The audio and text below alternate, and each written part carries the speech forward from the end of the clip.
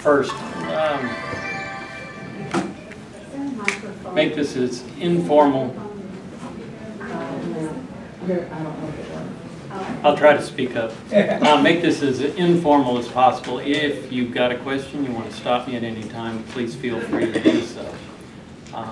Like Nicole said, with the 10th Amendment Center, started with Michael Bolden out of Los Angeles, of all places.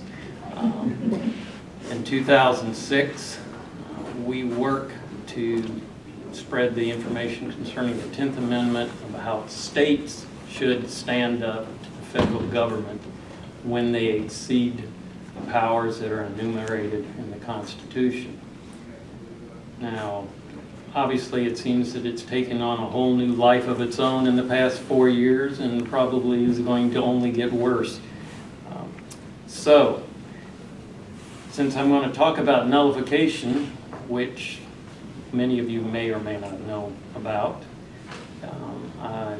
I think it would be probably a good idea to kind of give you a little bit of background about that, because that is what's going to have to be done as far as ObamaCare is concerned.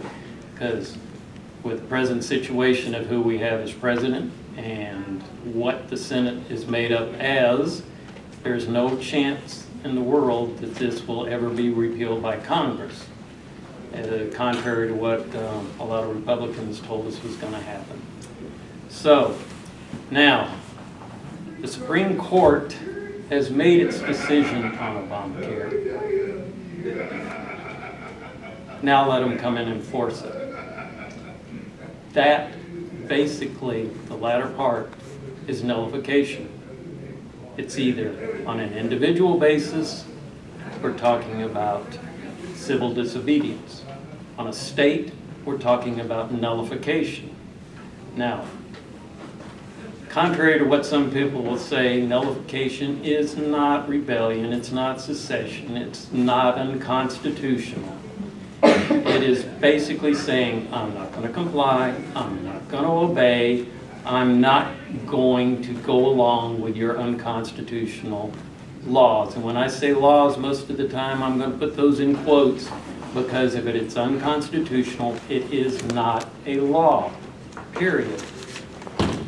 The Constitution lays out very strict guidelines in the enumerated powers, Article 1, Section 8.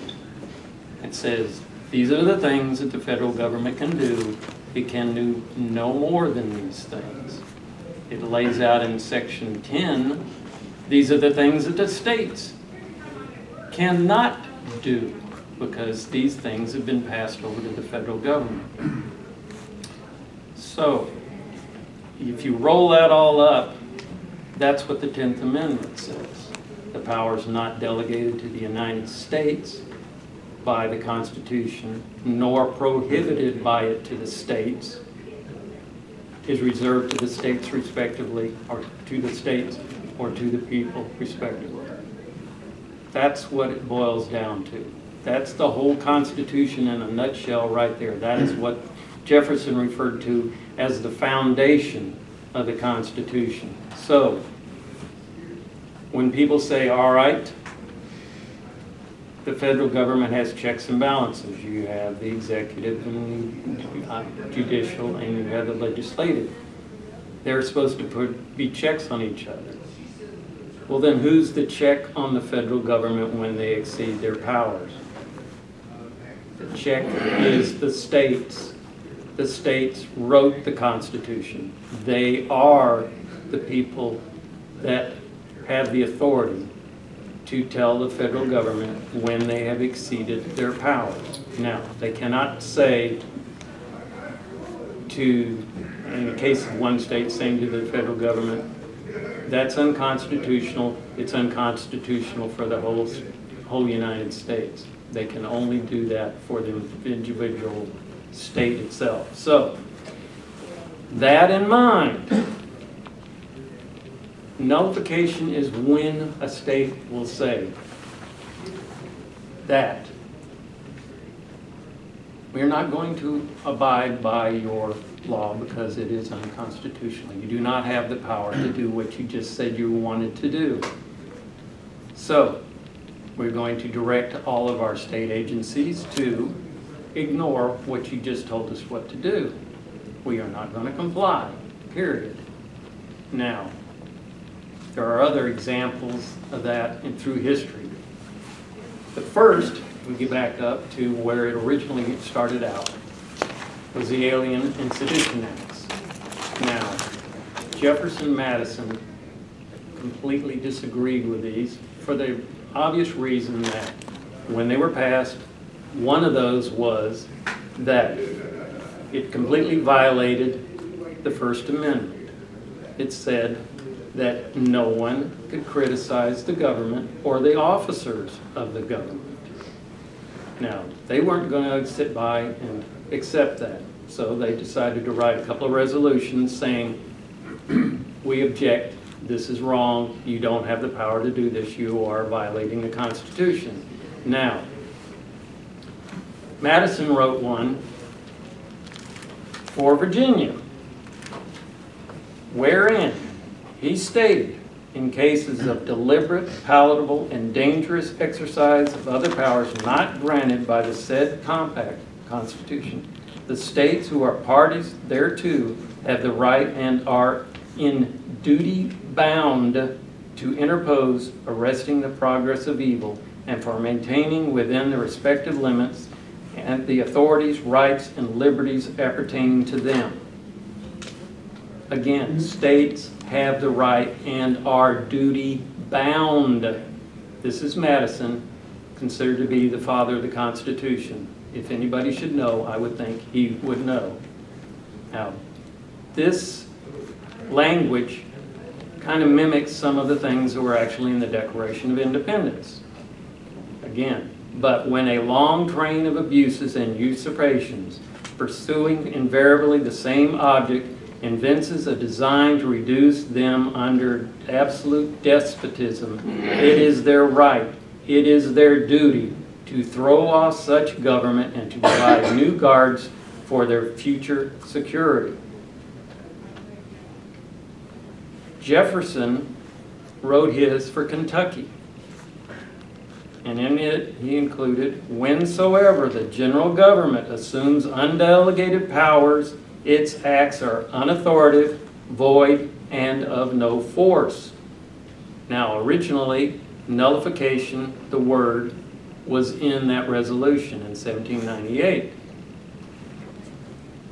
Kentucky left it out, but they reinserted the word in 1799.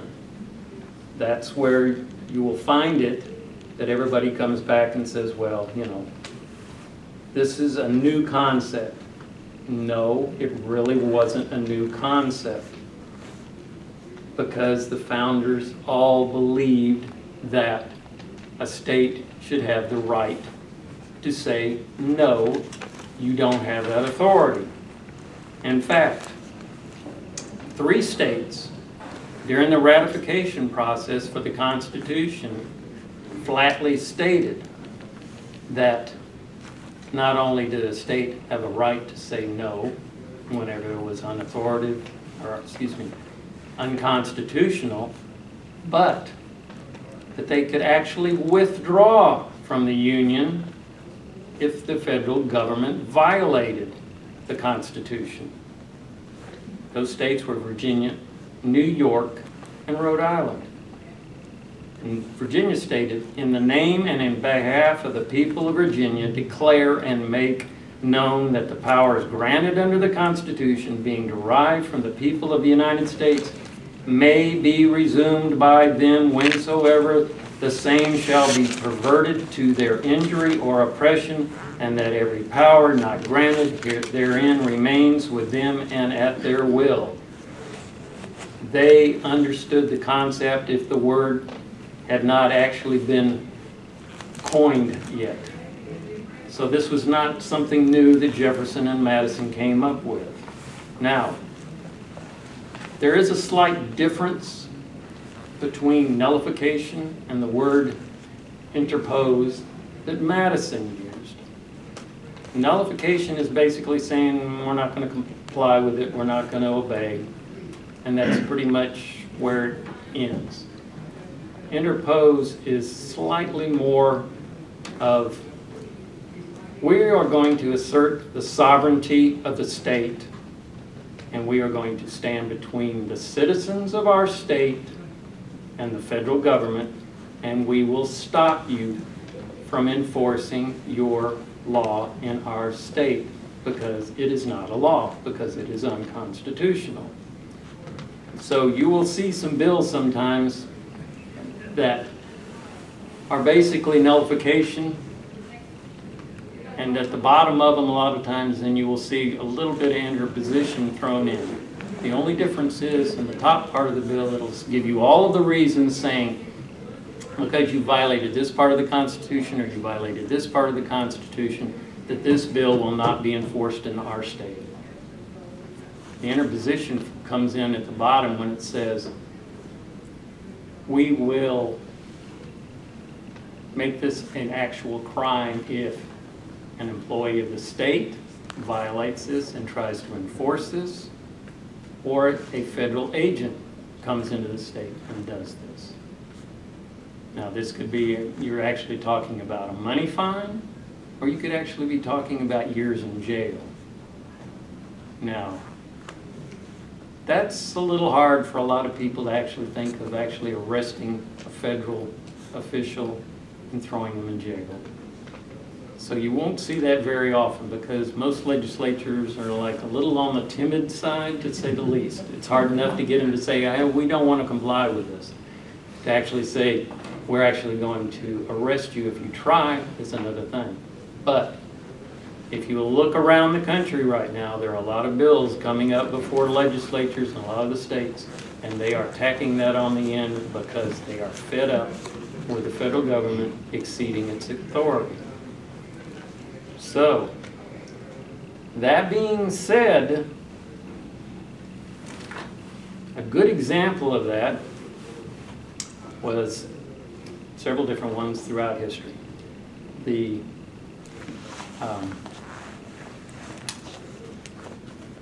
times when the slaves would flee from wherever their masters were holding them and flee to the north, there were bills that were written by the Congress to return them back to their masters. But those laws, federal laws, were written such that they could not defend themselves in court. Nothing they said could be used in their defense. So basically, their violations of the Fourth Amendment to equal protection, to a trial, and everything were being violated. So, numerous northern states said, we will object to that. Granted, slavery was constitutional, it was in the Constitution, but what they were going after were the fugitive slave laws, saying this part is wrong, you cannot do this to people. Numerous states said, we're going to stop you from doing it. Wisconsin was a prime example with Joshua Glover. He fled there, he was later arrested, and the citizens of Wisconsin said, no, you're not going to throw this guy back into the situation he was in before. The Supreme Court said, no, you have to return him because the fugitive slave laws are legal. They are constitutional. They basically said, no, they are not. They violate the Constitution. So, what did they do? They told the federal government, no, we won't do it. We will arrest any federal agent that comes here. The Supreme Court continually kept saying, you've got to turn him over. They kept saying, no, we won't. And they didn't. He ended up fleeing into Canada just to make sure that nothing would happen to him. Now, Massachusetts passed a nullification law, same thing against the fugitive slave laws. They said, we will arrest any federal agent that comes into our state to grab anybody and take them back into slavery. Not one federal agent was ever arrested. Not because Massachusetts didn't say they were going to do it and didn't do it, because the federal government understood that's exactly what they would do and they did not push the issue. Now, that is kind of where nullification is. It is a thing that's been going on for a while. A lot of times you won't see the word actually used, but the bills actually do contain that same philosophy. A good recent example is the Real ID laws. The federal government said, you're going to do this, you're going to implement this position, you're going to get all this information, and you're going to produce these new ID cards. Most states said for dollars and cents reasons, no, we're not. They didn't want it. It was a federal mandate that was unfunded and they weren't going to do it. Other states said, it's unconstitutional, you don't have the authority and we're not going to do it. Either way, they refused. Presently, there's about 25 states that have just flat out refused and they will not comply with it. The federal government keeps coming back and saying, well, we've pushed off the date of when you have to comply because they can't make them do it. That's the thing. In most cases, the federal government relies on the states to enforce whatever it says. It can't do it all itself. So when a state says no, one state, they can pretty much object to that and go after them. Multiple states, then the federal government has a real problem with it. And like I said, they keep pushing back the Real ID compliance because they can't get the federal government or the states to actually do it. Presently, roughly 17 states have said medical marijuana is going to be legal in our state. The federal government isn't happy about it. More states are actually starting to now bring up more legislation to do it, make it legal also. Now, whether you agree with it or not, it's not the real thing. The real item is the federal government does not have the authority to say anything about drug laws. If they did, then why did they pass an amendment to outlaw alcohol and then later come back and say, okay, no, we're going to make it legal? So that's a separate issue. It's a state problem. It's a state issue. If states want to legalize marijuana, that's fine. If they don't want to legalize it, it's fine. It's not a federal issue. It is not in the Constitution, period. So now we get down to Obamacare. Now, regardless of the legal gymnastics, yes, sir. I'd like to ask a question. Sure. Kind of, if it's unconstitutional, and the president has sworn on the Bible to uphold the Constitution, isn't that an impeachable offense? Yes, it is. And it would take the Congress to impeach him, right? That it does. Okay. Doesn't that have to start in the Senate? No. House. House. It's the House that it starts. Yes. We know what the Supreme Court has said, but I just want to know your thoughts on what I just said about the Constitution, impeachment, and because he's going to swear again before long to uphold it. But anyway. Yes, exactly what you said. And yes, sir. Give you an example that's not Obamacare, but there are a lot of periphery issues when you're dealing with the federal government. Right. I was a Caldwell director for 30 years in this county. Mm-hmm. Now, we didn't have to accept federal education dollars. But the courts have ruled, and there was case law, both state and federal, that disadvantaged children had to get a certain level of assistance. Mm-hmm. That we couldn't deny them the right to learn to read. Literacy skills. The federal government was providing this stream of money. Now, with the money came all these darn guidelines. So here's the game they've been playing for years and years, but the federal government's been playing. They'll play the same thing with Obamacare. You get caught between having to perform a function and either take their money and jump to their music, or not take their money and still have to perform the function with state dollars. And the more federal dollars we take, it gets harder and harder to wean yourself off of the federal dollars in order to stand your ground like you're talking about. Right. And remember that Medicare is kind of being rolled into this Obamacare. I'm still confused exactly where one stops and the other one starts. But I do know this, we pay 10% of it, North Carolina, and they're paying the other 9%.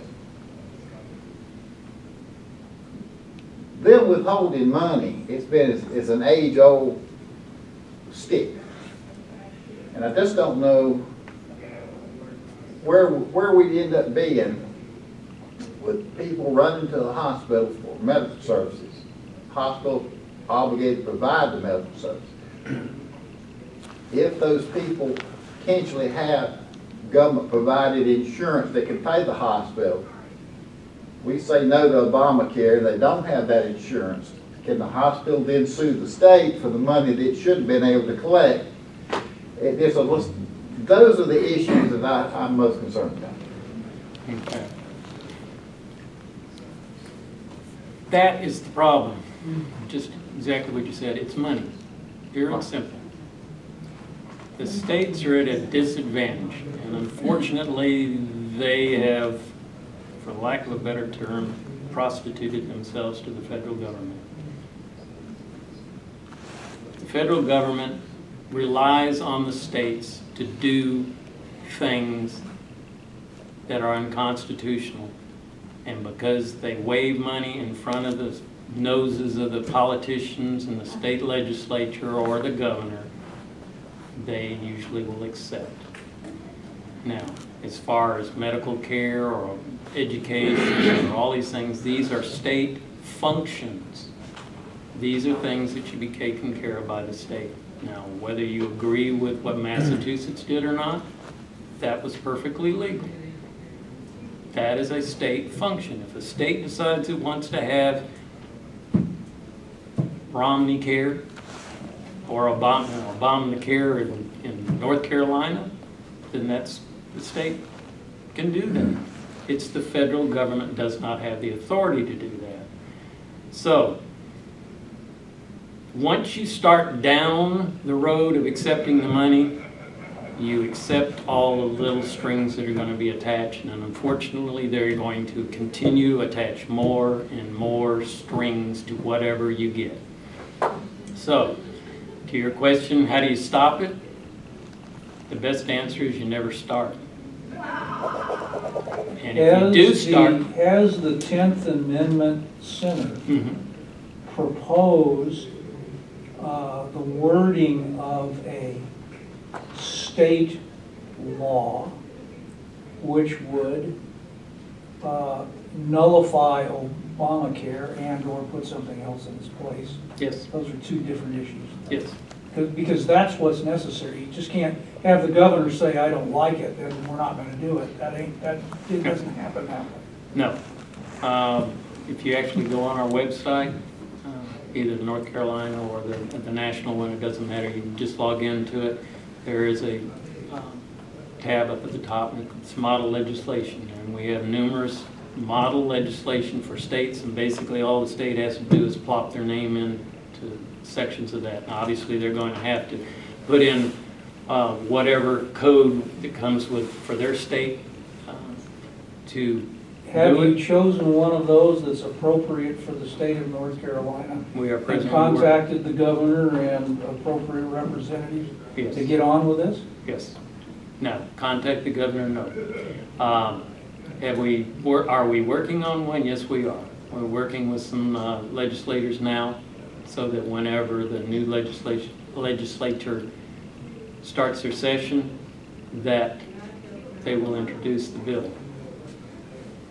Now, there's several different pieces to this. I mean, first, thing we have to do is stop what Purdue already started, which was to do this hybrid state/federal, which basically means state runs it, federal government tells us exactly how we have to do it, and we have to jump through their hoops.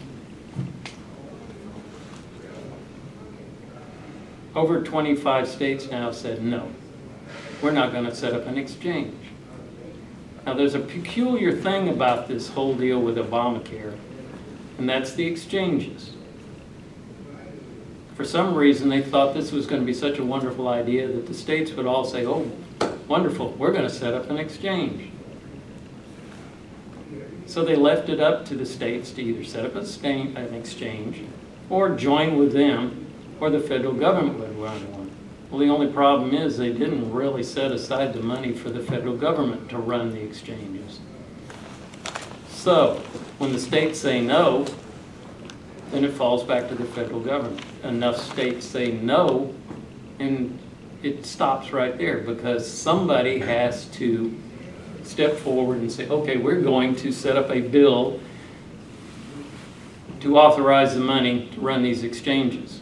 Now, this bill, this setup for the, would all have to come out of the House. And unfortunately, or fortunately, we'll find out how much of a backbone the Republicans in the House have in saying, no, we're not going to fund it. Because it could all stop right there. They don't have to repeal it. They don't have to do anything else. All they'd have to do is say, we're not going to fund it. And then it all comes to an end. They can just say, no, we're not going to fund it. In the meantime, until that ever happens, yes, sir. Just, and I didn't mean to interrupt you. Go ahead. To expand a little bit on what Pete said, you speak as a state and say they. Is that a bill introduced in the state legislature and passed there and signed by the governor that makes the declaration that it's unconstitutional? Mm-hmm. And they have the authority to do that. All right, my question then, how weighted is the Supreme Court's decision then that it is constitutional? About 0. Why? Why? It's really simple. The Supreme Court is part of the federal government. You have 9 well-connected, appointed for life lawyers who were selected by the president and confirmed by the Senate.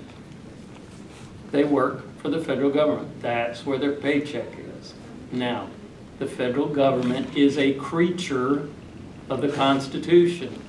The Constitution was created by the states. They are the parties to the Constitution. They said, these are the rules you will live by, and if you violate these rules, we're going to step in and say no. It's like if, I'm sure most of you have either worked for a company, own a company, managed a company of some time or other. You have an employee. You tell that employee, these are the things you're allowed to do. Now, one day you walk in there and the employee who you've had as a manager for your store decided to sell your store. Now, he's saying, well, you didn't tell me I couldn't. Now, any other person, or if they'd done anything else, you'd either explain to them, no, you violated the rules, and you would undo everything they just did, or you would fire them. The federal government works for us.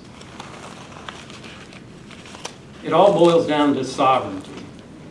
If you take yourself out and drop yourself on a deserted island someplace, who tells you what to do, when, where, and how? You do. You are sovereign. Once people start gathering together in groups, then is when they start to form governments. The only reason is to make sure that somebody doesn't violate somebody else's right or property.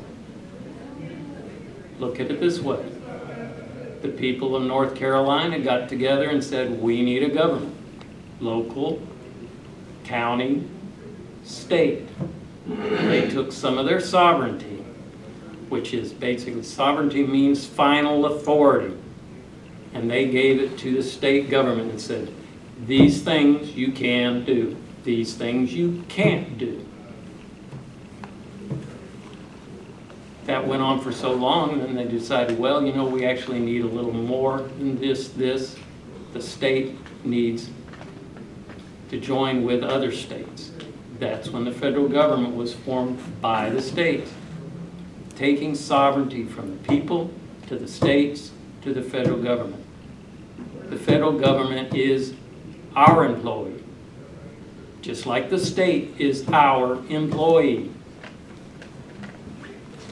People need to understand that we are the masters, they are the servants. Unfortunately, they reverse that on us, and they all seem to tell us, no, no, no, we've got the election, we can do whatever we want, and you're going to find out tomorrow when Obama issues his 19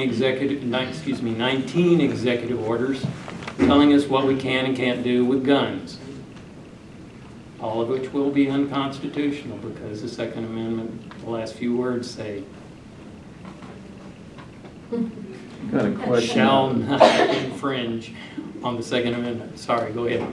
Mr. Stone had a question about the finances.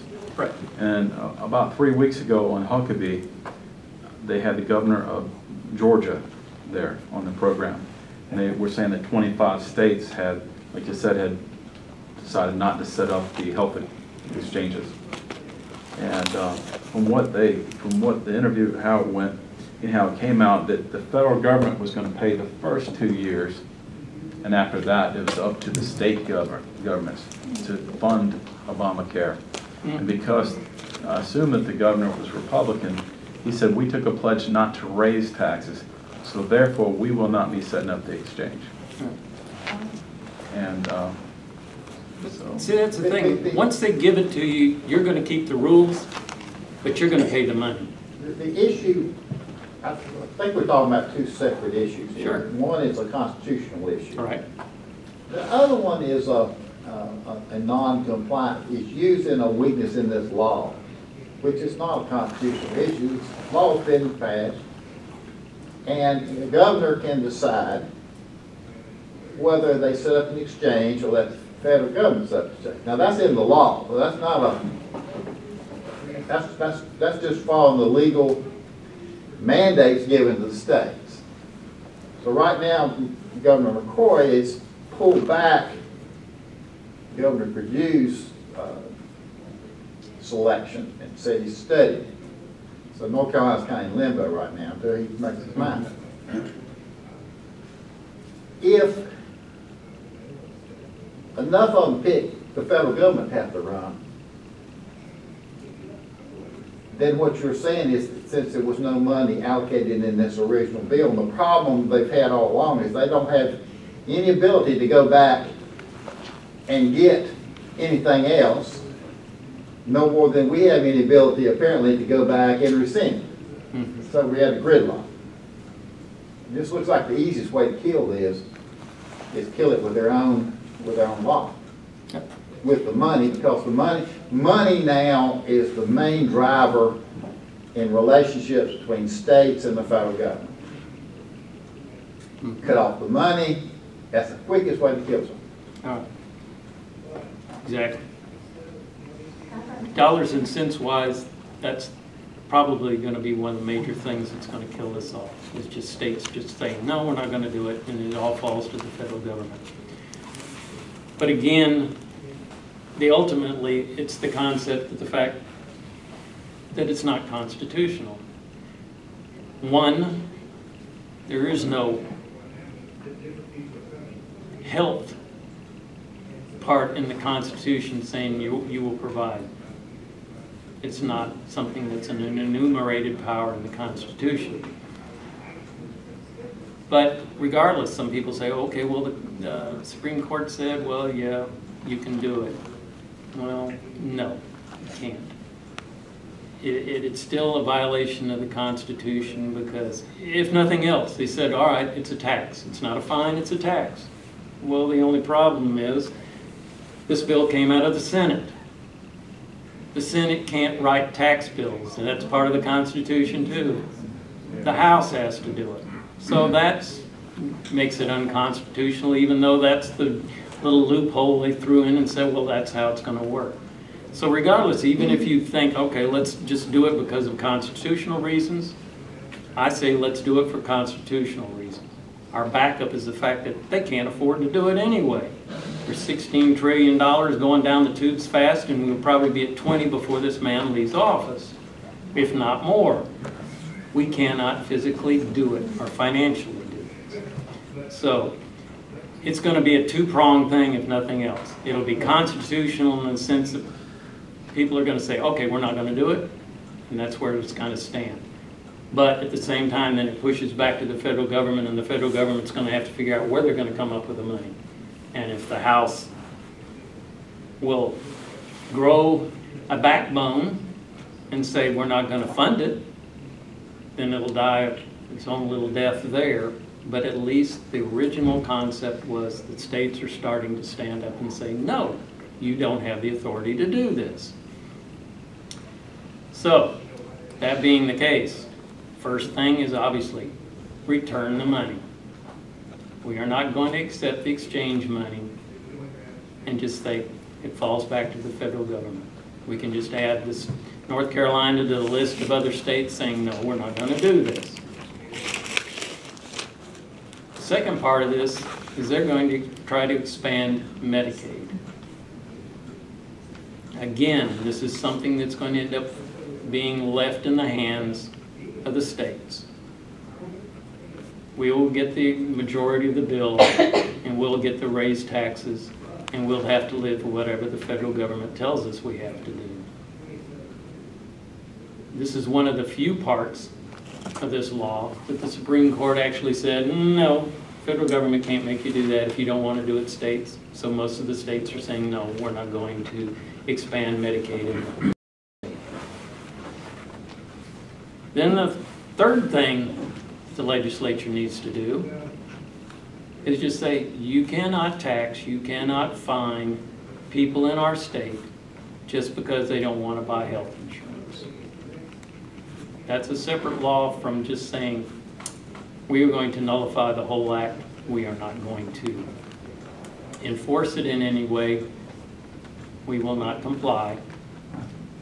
And part of the legislation that we are promoting is that a state employee that helps the federal government to do this could actually end up in jail and get a fine.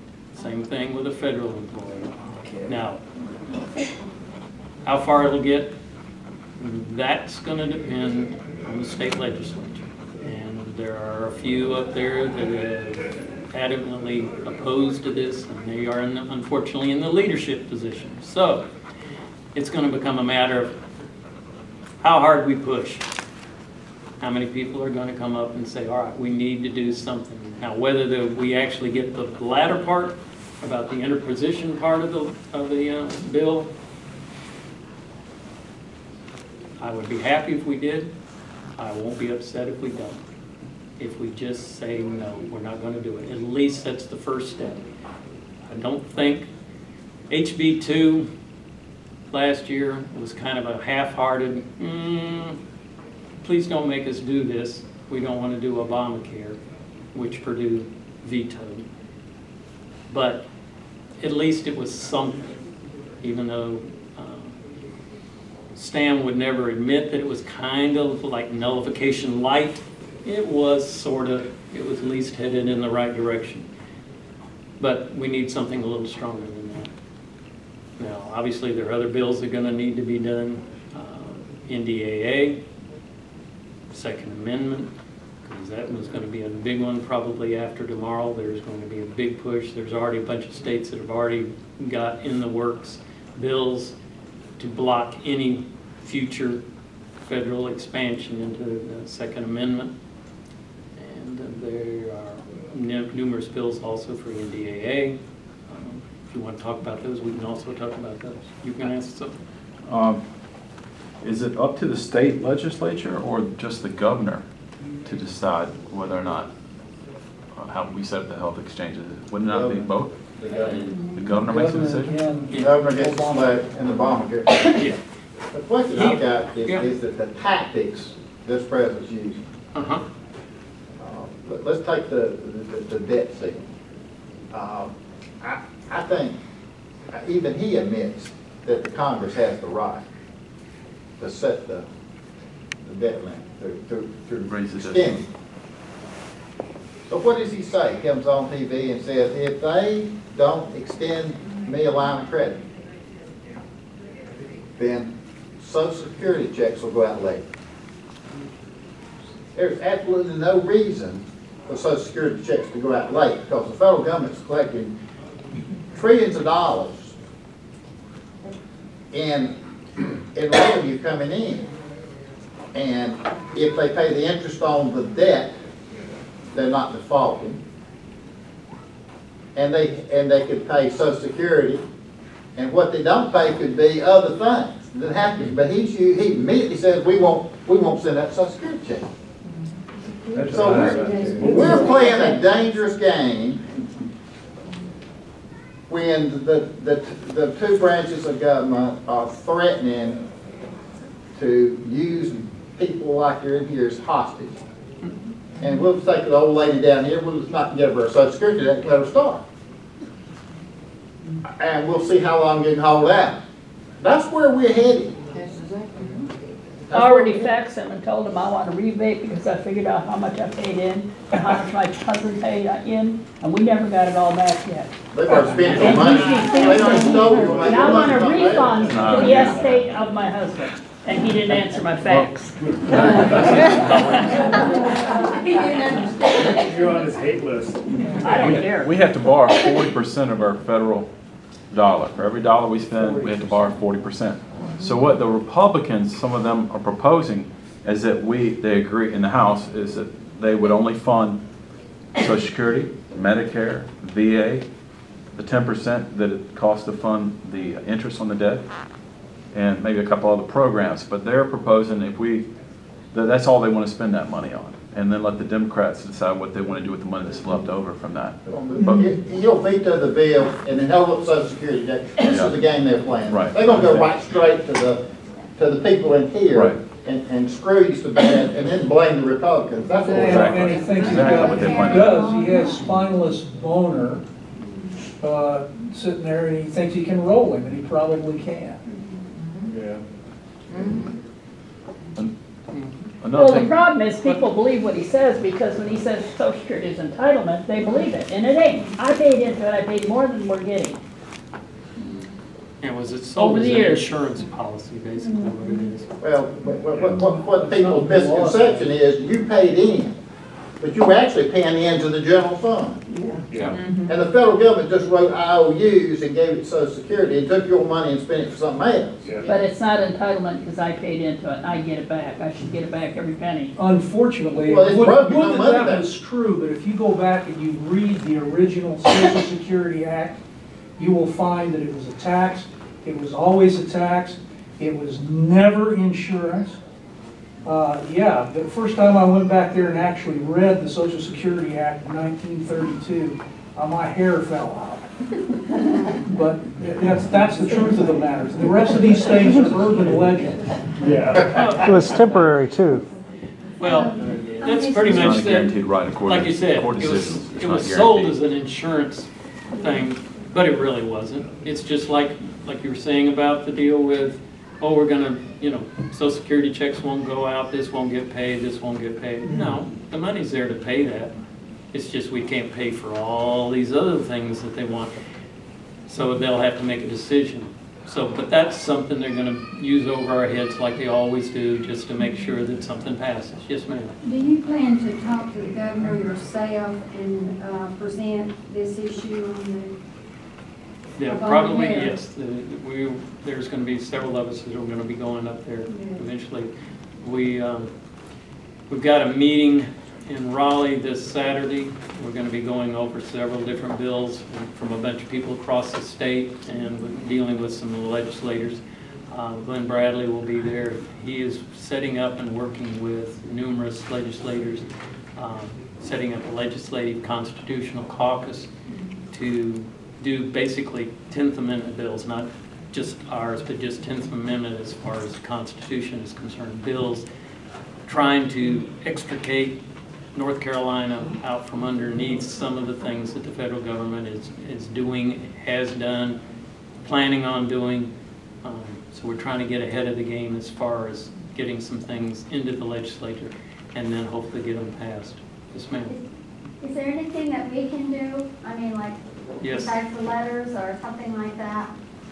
At the moment, What can we do? talk to your representatives and your senators. And I mean, really explain to them that this is something that has to be done. We can't continue to go down this path. I mean, I know this is a Republican little meeting here, and I am a Republican. I voted Republican. But they sold us a bill of goods when they said, oh, we can't do anything until we go get our people into office. Okay, well, you're there. Now do something. You have a supermajority. What else do you need? Even if the governor says, no, we were going to do Obamacare, they could override it. So if our little supermajority we have now isn't worth anything, then why do we put them there? So it's talk to them, explain to them. I mean, you can go, I think a perfect little example is, it costs you about $10 now, I think that's the last time I saw it on Amazon, is go to Amazon.com, get the book Nullification by Thomas Woods. It gives the whole history of nullification, talks all about nullification. It's a super book, explains all the pros and cons and how it's used and why it's been used. Get it in the hand of your legislator and say, read this. You would be surprised how many legislators we have who are lawyers who have absolutely no concept of the Constitution. I don't think they've ever read it. I can honestly say, when I was in college, I was a political science and history major. And one of my classes I thought would be great was constitutional law. We studied everything in the world except for the Constitution. Never once did we ever actually open it up and look at it. It was all, what did the Supreme Court say? Now, you go all the way back to Mayberry versus Madison is when the Supreme Court finally came into being in the 1820s, I think it was 24. It said basically, we know what's right. This is a constitution, and we'll tell you what's constitutional and what's not constitutional. The founders never said that. You won't find that in the Constitution saying, hey, you got the right to tell us all what's constitutional, and you can tell us what to do and not to do. Like I said before, the Supreme Court is part of the federal government. It would be like two football teams going out to play a game. Let's say UNC and State. Now, would UNC agree to have one of the, or two or three or four of the opposing coaches be the referee of the game? No. So why in the world would the states ever say, hey, we'll let the Supreme Court decide whether a part of the federal government is actually violating the federal government, you know, the Constitution? So basically you're saying 535 members of the Congress and the Senate can make a mistake and do an unconstitutional act and create an unconstitutional law. A president can sign that, basically violating the Constitution. But we have 5 out of 9 lawyers who are so smart, they can tell whether it's constitutional or not constitutional. So why all of a sudden 5 lawyers can figure that out when half of the Congress is probably made up of lawyers anyway? So what did you gain? You didn't gain anything. That would be stupid. Like I said, they don't get to decide what's constitutional. The states get to decide. The states wrote the Constitution. They came into the Union saying, this is constitutional, this is the Constitution we're going to follow. We swear an oath to the Constitution.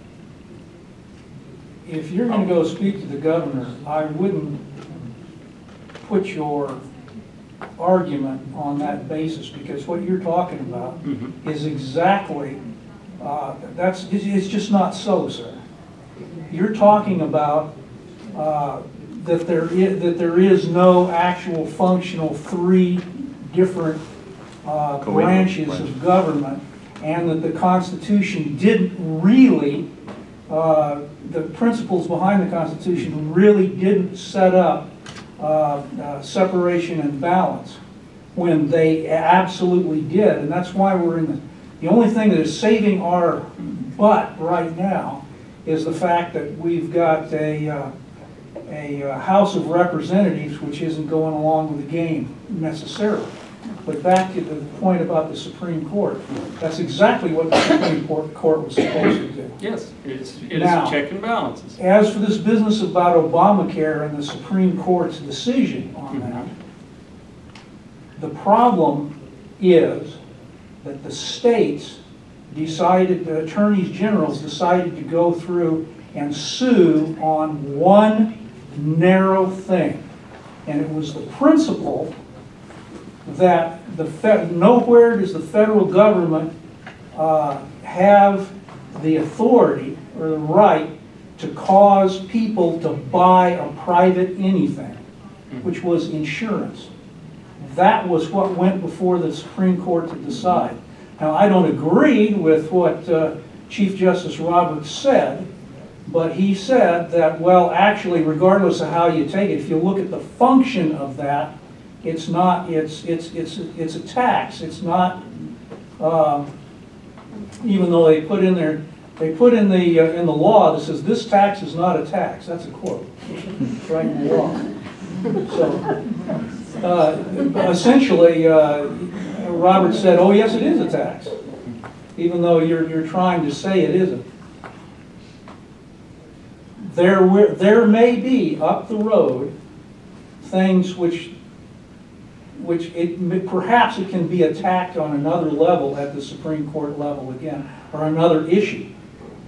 But the problem that you're setting up here tonight is the constitutionality, in a sense, of Obamacare has been decided, said Chief Justice Roberts, and he put it back on the people.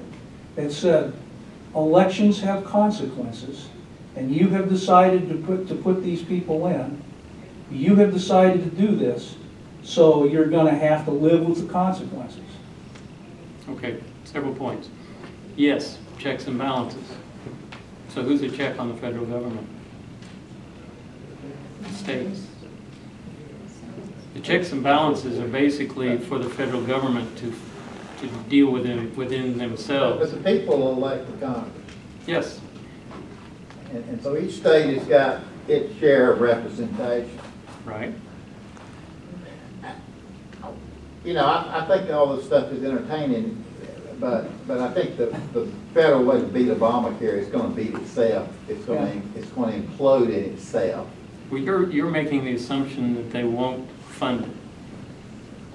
I don't think you can get any funding, additional funding for Obamacare. You don't think so? No, do not. I think that's where you stand. That's the stand.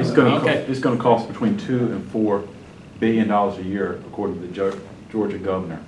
If they, in 3 years, when the federal government It's going to cost the state that much, so the states will have to raise that additional I was revenue. talking to some folks in Raleigh Friday, and they said Governor McCrory's problem is they looked in the piggy bank, and the state is flat broke. That's it. So we owe the federal government for unemployment insurance, for pension funds. Yeah, okay, so Beth Perdue, when she opted into the state federal exchanges, she was quoted as saying, you know, that she thought this was the worst possible combination exchange for North Carolina, but since the legislature didn't have an alternative available, that she was going to do it because she had to by the deadline. She then said that when Pat McCrory took office, that he could make the decision to send the money back and start over with another plan, send it back and do something else or whatever he wants. Now, the money that we have already taken, is that his decision alone to send it back, or does the Congress have to pass some legislation or something to send it, for him to send it back?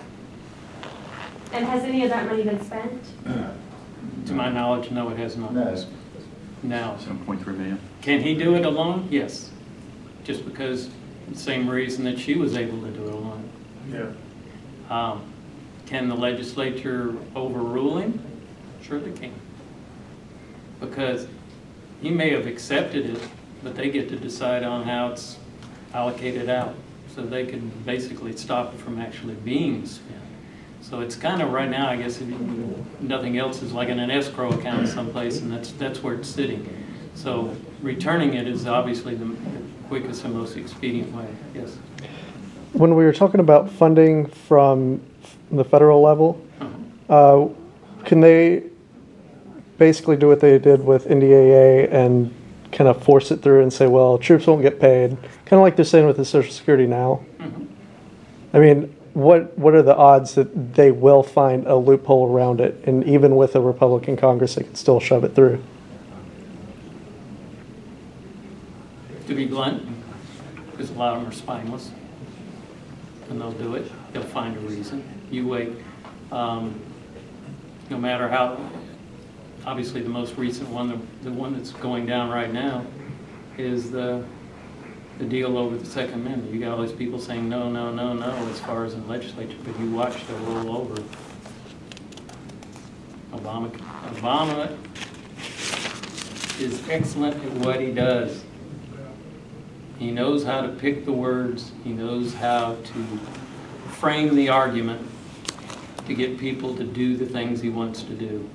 It's not gun control, now it's gun violence. He chooses his words very carefully, and he's good at it. And you watch, they will cave. And you worry about whether the Supreme Court, again, the Supreme Court made a decision on it, but again, it doesn't make it constitutional. We're talking the same people who said that Japanese Americans, it was perfectly legal for them to, under an executive order, to be rounded up and thrown into an internment camp for the duration of the war. They said that was perfectly constitutional. So whenever people talk about the NDAA and say, oh, it'll never happen to citizens, guess what? It already has. Now, it just becomes a matter of the federal government has become totally dysfunctional. The Congress is continually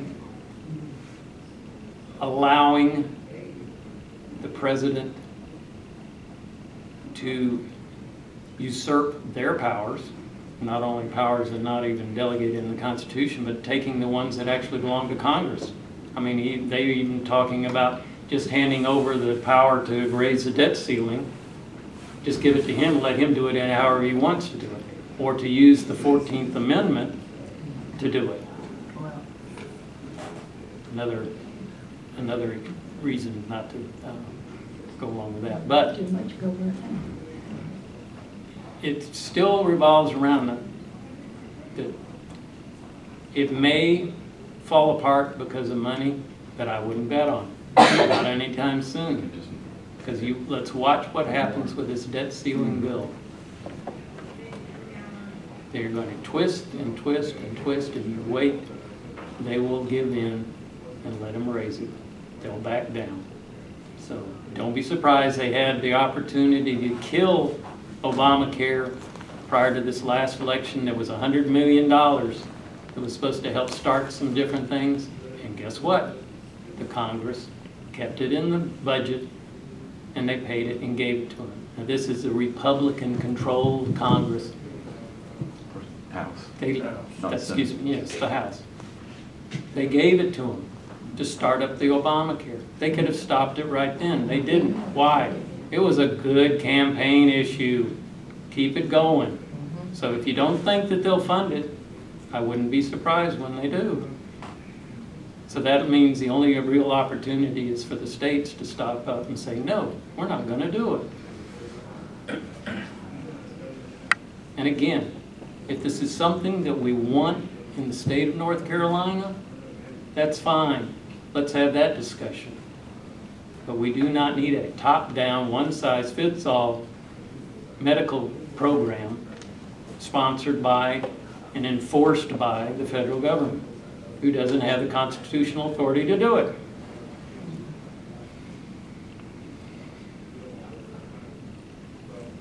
Yes, sir. 3 years ago, I read the 1,100 pages of Obamacare. Read it. You know, they said, Nancy Pelosi said, we have to pass it to find out what's in it. But I read it before they passed it. And I scanned it, didn't read it all word for word, but I'm a physical therapist assistant, and it would affect me directly. I mean, it affects all of us. But I found something, a portion of it, more disturbing to me than any other section, and it stuck in my mind. At that time, they were talking about putting health clinics in each and every middle and high school in the United States and provide birth control. We're talking about minors, providing birth control in the middle and high school around the nation to minors. And I didn't hear anybody discuss that for, about 6 months after it passed. Well, most recently, once they pass something like that, the legislative aides and staffers or whoever, lobbyists, can do whatever they want with it pretty much. But what I've been hearing on American Family Radio Network, 89.1 FM, is that now they're saying not only are they going to be able to provide birth control, but abortifacient drugs, the morning after pill, provide abortions, also sterilization, and allow this without parental knowledge or consent. So, I mean, that just makes me go crazy. I've got 2 daughters, one's in elementary and one's in middle school. And I don't have any control over where they go to school. I'd pull them out of the public schools if I had any power and put them in a Christian school, a private school, a home school. But I don't have custody of the children. So, I think that's not only a parental rights violation, I think it's a natural and human right violation of the children, because the children are not old enough to know about the long-term consequences of their actions. If they get sterilized, or if they get an STD that makes them get cancer, makes them sterile, they just don't understand that. So I relayed that information to Edgar Starnes. I called him up on the telephone. He was unaware of it. Of course, they don't have time to read 1,100 pages of a federal government bill. And also made sure that Dan Suchek knew, and I believe that Warren Daniel as well. I made sure that they all 3 knew that, because I know that they would be opposed to that. So I recommend everybody, well, I don't know, I've notified them. You might want to call them as well. But Well, you're going to see a lot of that. Just what you talked about. I don't know if you know about the case with Hobby Lobby. I mean, they're flat out refusing to. Now, how long they can hold out when they're going to be fined millions of dollars every day for not abiding by Obamacare and providing birth control to all their employees. How many religious-based hospitals, doctors, are going to be forced to do things that violate their conscience, their religion, because Obamacare says you will do this? So whether or not you think it's constitutional, and that's the argument you want to make, you've got to understand there's so many other things in here that are going to violate just about everything that you may believe in one shape or another. Sooner or later, it's going to get around to you. I mean, if nothing else, looking around the room, there's a lot of people like me with the white hair. We're getting on up there. When you take $500 billion out of Medicare and shove it over into Obamacare, and basically telling hospitals you're going to get less and less money, to service Medicare patients. We're telling doctors you're going to get less and less money. You're getting to the point where fewer and fewer doctors are going to accept Medicare patients. And we have, last I heard, about 10,000 people a day hitting 65, retiring, that'll be on Medicare.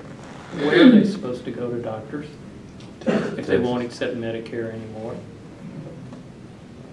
Everything right now under Obamacare, you need to understand, is geared for the younger taxpayers. A friend of my brother moved, and he, of course, he's Medicare, he can't even find anybody to take him where he moved to. Yep. He has to go back to his old state to his doctor there. Move back. What state is that? I don't know, I forgot to ask Probably him what north. state he is.